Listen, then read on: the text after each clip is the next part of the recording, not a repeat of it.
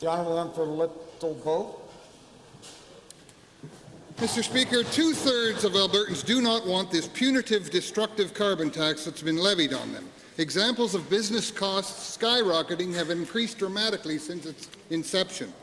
I sit on the Alberta Economic Future Committee. We are dealing with how to promote value in business and agriculture. The comment that we heard more than any other from presenters was that this carbon tax is making business increasingly non-competitive. On the weekend, I sat down with the owner of one of the largest exporters of dehydrated forage products in Alberta. Their company produces dehydrated alfalfa and other forage products for both domestic and foreign export. They also send dehydrated corn and barley silage into Asian and Middle East countries. This is a niche market that they created. This should be an Alberta success story. This is as value-added as it gets. But unfortunately, the implementation of the carbon tax is imposing a huge competitive disadvantage on this Alberta exporter.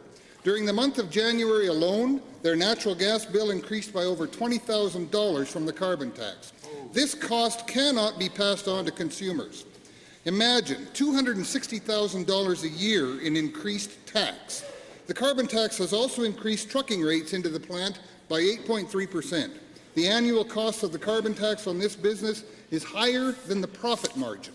This plant operates year-round and has 50 full-time employees. Millions have been invested in the dehydration equipment. If this entrepreneurial agribusiness disappears from Alberta, a huge market for Alberta hay producers disappears with it. Mr. Speaker, the negative realities of this crippling tax on business and families is becoming clearer by the day. Across that imaginary line they call the 49th parallel, those folks don't pay a carbon tax. This Alberta company cannot be competitive in this market in a carbon tax environment. You are killing business, Premier. Axe this tax instead. Act like you care about...